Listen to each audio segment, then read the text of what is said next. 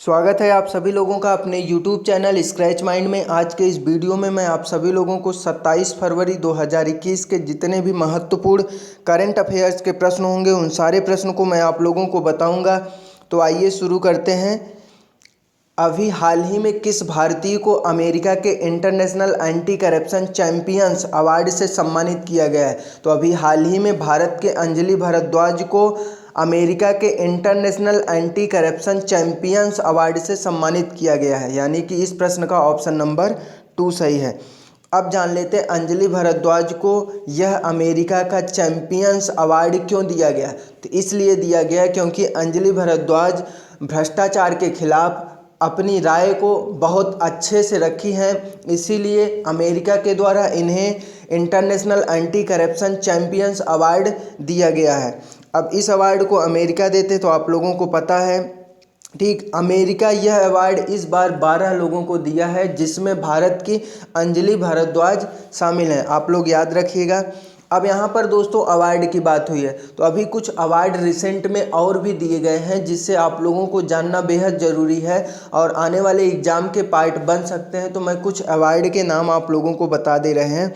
जैसे अभी हाल ही में रसायन विज्ञान के क्षेत्र में नोबेल पुरस्कार 2020 किसे दिया गया था?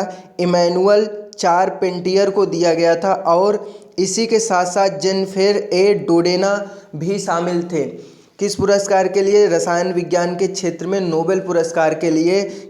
नोबेल पुरस्कार किसे दिया गया था रसायन विज्ञान के क्षेत्र में? नाम है इमैनुअल चारपेंटियर और जेनिफर ए डोडेना।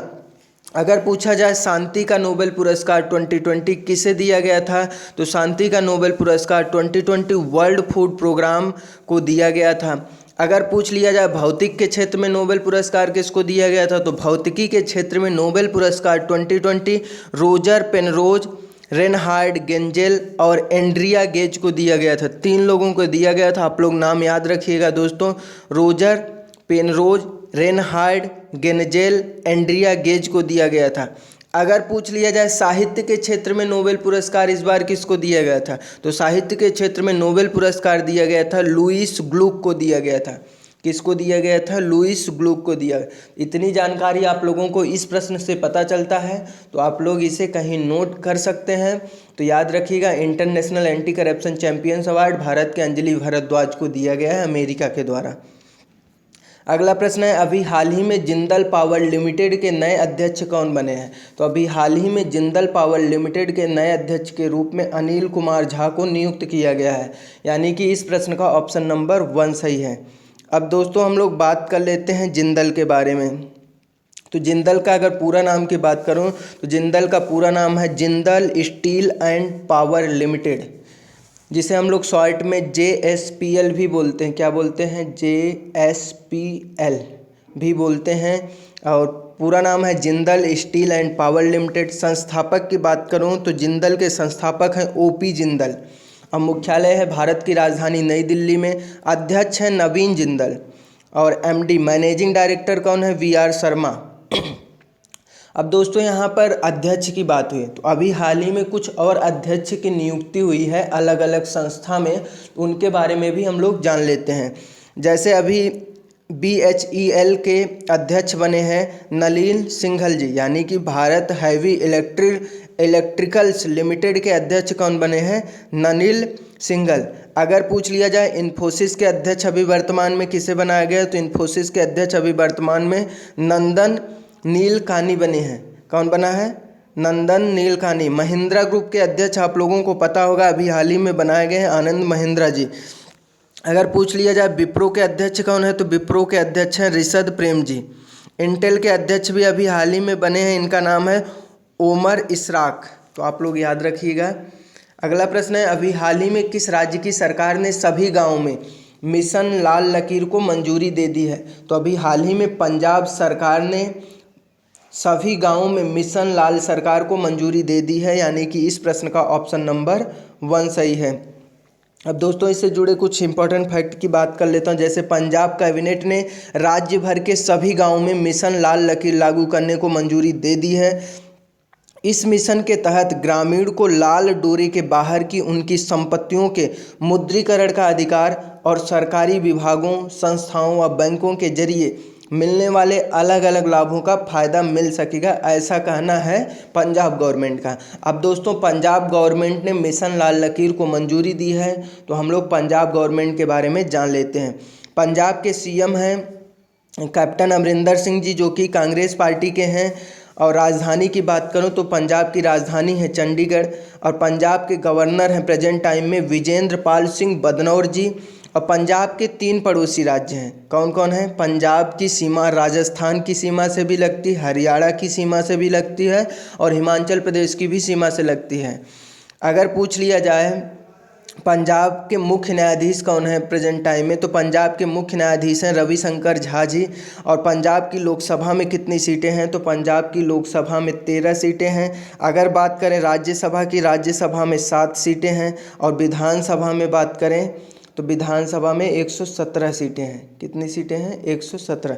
इतनी जानकारी आप लोग पंजाब राज्य से याद रखिएगा। अब यहाँ पर मिशन लाल लकीर योजना को मंजूरी दी है पंजाब सरकार ने, तो ऐसे कुछ योजनाएं और भी चल रहे हैं अपने भारत में, जिसे जानना अपने को ज़रूरी है। जैसे अगर बात करें राजस्थान की, राज्य सरकार ने अभी भिखारी मुक्त योजना को शुरू किया है जल्द ही में, तो आप लोग याद रखिएगा। भिखारी मुक्त योजना कहाँ की योजना है? राजस्थान की योजना है।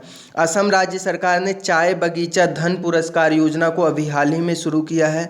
और उत्तर प्रदेश की सरकार ने भी एक महत्वपूर्ण योजना को शुरू किया है अभी हाल ही में, जिसका उद्देश्य है भूमि की धोखाधड़ी को रोकने के लिए सभी ज़मीनों में 16 अंक का यूनिकोड देने वाला एक योजना शुरू किया है उत्तर प्रदेश गवर्नमेंट ने।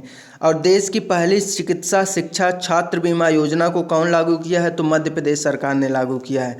मध्य प्रदेश से आप लोगों को एक योजना और याद रखिएगा जो चलाया जा रहा है अभी हाल ही में, मुख्यमंत्री आशीर्वाद योजना।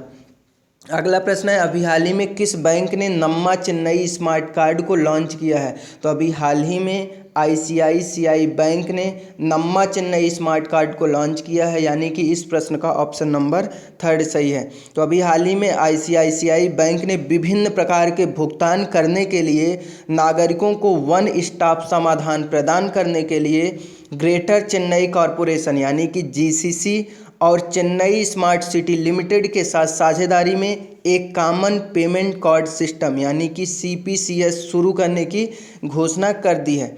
यह स्मार्ट प्रीपेड कार्ड चेन्नई के साथ साथ देश भर के रिटेल स्टोर और ई कॉमर्स वेबसाइटों में भी खुदरा भुगतान की सुविधा भी प्रदान करेगा। यह शहर के भीतर विभिन्न सेवाओं के लिए भुगतान करने के लिए निवासियों को एक सामान्य भुगतान कार्ड प्लेटफॉर्म भी प्रदान करेगा। तो नम्मा चेन्नई स्मार्ट कार्ड को लॉन्च किया है किसने? आईसीआईसीआई बैंक ने। अब दोस्तों यहाँ पर बात हुआ आईसीआईसीआई बैंक, तो आईसीआईसीआई बैंक के बारे में भी हमें पता होना चाहिए। अगर पूछ लिया जाए आईसीआईसीआई बैंक की स्थापना कब हुई थी, तो 1994 ईस्वी में हुआ था। कब हुआ था? 1994, आप लोग याद रखिएगा। मुख्यालय है महाराष्ट्र की राजधानी मुंबई में और अध्यक्ष हैं आईसीआईसीआई बैंक के गिरीश चंद्र चतुर्वेदी जी। अगर एमडी एंड सीईओ की बात करूं तो आईसीआईसीआई बैंक के एमडी एंड सीईओ हैं संदीप बख्शी। मोस्ट इम्पॉर्टेंट जो प्रश्न यहाँ से पूछा जा सकता है आईसीआईसीआई बैंक से कि आईसीआईसीआई बैंक की टैगलाइन क्या है, तो इसकी टैगलाइन है हम है ना ख्याल आपका, तो याद रखिएगा। अगला प्रश्न है, अभी हाल ही में कुशीनगर हवाई अड्डा ने डीजीसीए से अंतर्राष्ट्रीय हवाई अड्डा लाइसेंस प्राप्त किया है, तो ये हवाई अड्डा किस राज्य में है आप लोगों को बताना है। तो अभी हाल ही में कुशीनगर हवाई अड्डा ने एक लाइसेंस प्राप्त किया है डीजीसीए से, तो हमें बताना है यह हवाई अड्डा कहाँ पर है। तो यह हवाई अड्डा भारत के उत्तर प्रदेश राज्य में है दोस्तों, तो याद रखिएगा, यानी कि इस प्रश्न का ऑप्शन नंबर 3 सही है। तो अभी हाल ही में उत्तर प्रदेश में निर्माणाधीन कुशीनगर हवाई अड्डे को अंतर्राष्ट्रीय उड़ानों के संचालन के लिए विमानन नियामक महानिदेशालय यानी कि डीजीसीए से आवश्यक मंजूरी मिल गई है।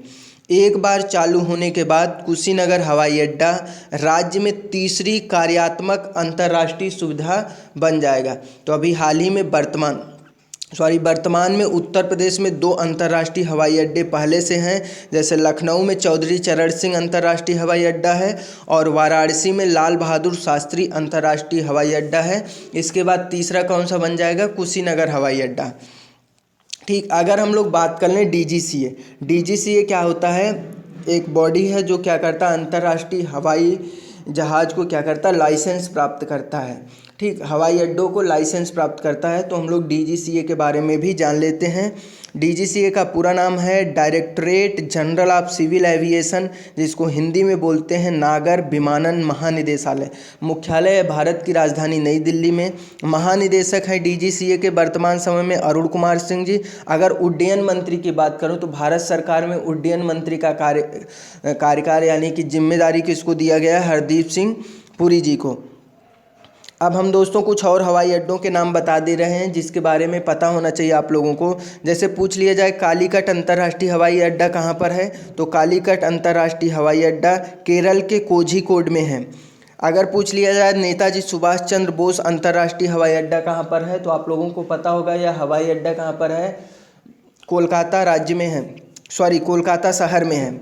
बीजू पटनायक अंतर्राष्ट्रीय हवाई अड्डा की बात करूँ तो भुवनेश्वर में है। अगला प्रश्न है, अभी हाल ही में किस बैंक ने नम्मा चेन्नई स्मार्ट कार्ड को लॉन्च किया? इसे मैं आप लोगों को बता दिया, रिपीट हो गया प्रश्न दोस्तों, तो ये आईसीआईसीआई बैंक है। अगला प्रश्न है, अभी हाल ही में राष्ट्रीय अनुसूचित जाति आयोग के नए अध्यक्ष कौन बने हैं? तो अभी हाल ही में राष्ट्रीय अनुसूचित जाति के आयोग बने हैं विजय सांपला जी, यानी कि इस प्रश्न का ऑप्शन नंबर 3 सही है। तो अब दोस्तों हम लोग जान लेते हैं राष्ट्रीय अनुसूचित जाति आयोग के बारे में जान लेते हैं, जिसे इंग्लिश में बोलते हैं national commission for schedule caste. इसकी स्थापना कब हुई थी? 2004 ईस्वी में हुई थी, 19 फरवरी को। तो याद रखिएगा आप लोग, राष्ट्रीय अनुसूचित जाति आयोग की स्थापना हुई थी 2004 ईस्वी में 19 फरवरी को। मुख्यालय है भारत की राजधानी नई दिल्ली में और अध्यक्ष अभी हाल ही में बनाए गए हैं विजय सांपला जी। अब कुछ नियुक्तियों के बारे में और जान लेते हैं जो कि अभी हाल ही में हुई है। अगर पूछ लिया जाए यूपीएससी के अभी हाल ही में नियुक्ति हुई है अध्यक्ष की, तो यूपीएससी के अध्यक्ष कौन है? तो प्रदीप कुमार जोशी जी हैं, तो याद रखिएगा। अभी हाल ही में राष्ट्रीय कैडेट कॉर्प्स यानी कि एनसीसी के महानिदेशक की भी नियुक्ति हुई है, जिनका नाम है तरुण कुमार जी। अगर पूछ लिया जाए राष्ट्रीय डेयरी विकास बोर्ड की अध्यक्ष कौन है, तो वर्षा जोशी जी हैं, जिनकी अभी हाल ही में नियुक्ति हुई है। भारत के नए मुख्य सूचना आयुक्त यानी कि सीआईसी कौन बने हैं? यशवर्धन सिन्हा। तो याद रखिएगा, अभी हाल ही में एक नियुक्ति और हुई है जिनका नाम है सोमा मंडल। उनकी नियुक्ति किस में हुई है? Steel authority of India limited में हुई है। अगला प्रश्न है, अभी हाल ही में दिल्ली में आयोजित 26वें हुनर हाट का उद्घाटन किसने किया है? तो अभी हाल ही में आयोजित 26वें हुनर हाट की उद्घाटन भारत के रक्षा मंत्री राजनाथ सिंह के द्वारा किया गया है, यानी कि इस प्रश्न का ऑप्शन नंबर 2 सही है। हुनर हाट भारत की पारंपरिक कला है, तो आप लोगों को पता चल गया हुनर हाट है क्या? यह भारत की एक पारंपरिक कला है और शिल्प की एक सुंदर प्रदर्शनी भी है और अपने उत्कृष्ट स्वदेशी हस्तनिर्मित उत्पादों के प्रदर्शन और बिक्री के लिए देश भर के स्वदेशी कारीगरों और शिल्पकारों को एक साथ लाने का एक प्लेटफॉर्म है। दोस्तों याद रखिएगा आप लोग, रक्षा मंत्री राजनाथ सिंह ने नई दिल्ली में हुनर हाट के 26वें संस्करण का उद्घाटन कर दिया है।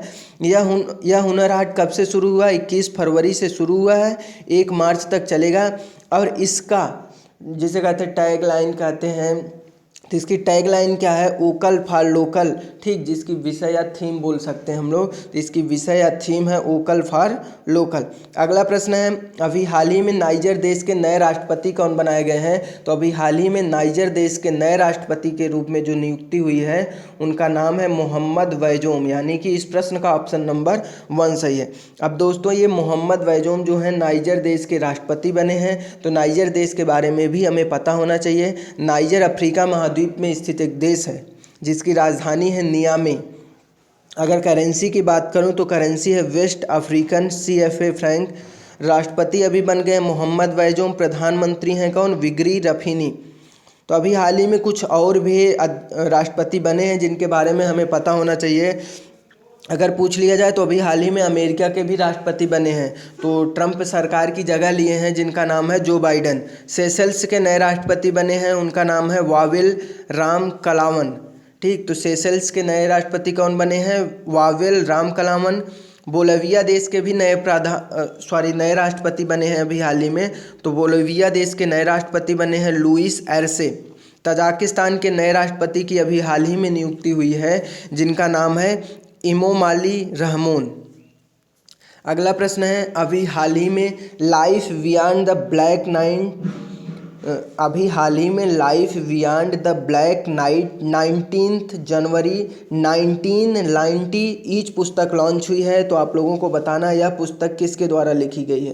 तो यह पुस्तक राजन नखासी के द्वारा लिखी गई है, यानी कि इस प्रश्न का ऑप्शन नंबर 1 सही है। अब दोस्तों एक पुस्तक लॉन्च हुई है जिसका नाम है life beyond the black night 19 जनवरी 1990। ये पुस्तक लॉन्च हुई है। तो इस पुस्तक के राइटर कौन है? राजन नखासी। तो यहाँ पर मिस प्रिंट है दोस्तों, इसे आप लोग न याद रखिएगा। पुस्तक का नाम क्या है? Life beyond the black night 19 जनवरी 1990। यह पुस्तक लॉन्च हुई है। पुस्तक किसके द्वारा लॉन्च की गई? राजन नखासी के द्वारा लिखी गई है।